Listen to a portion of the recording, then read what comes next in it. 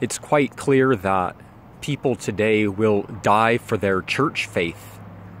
They will die for their pastor. They will die for their congregation before they would ever consider dying for the truth of Jesus Christ.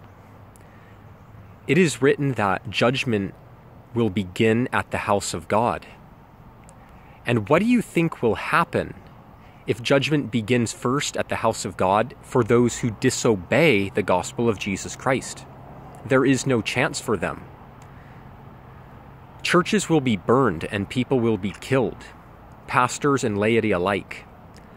But the sad thing is, they will die for a false faith. They will die for the faith of their pastors and their religion, their Bible understanding.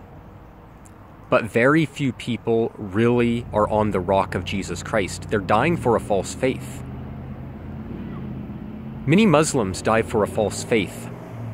They think they are doing a heroic act by blowing themselves up. We've all seen that.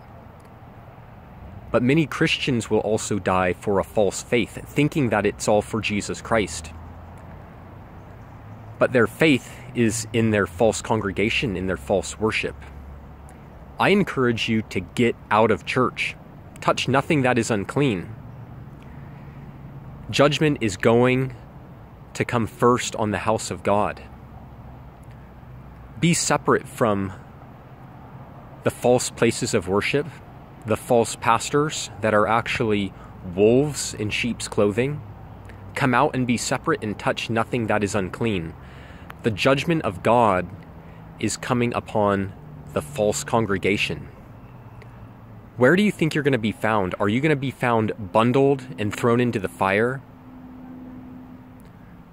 Are you going to be bundled with all the false religion? Or will you be found separate and connected to Jesus Christ and living in Him?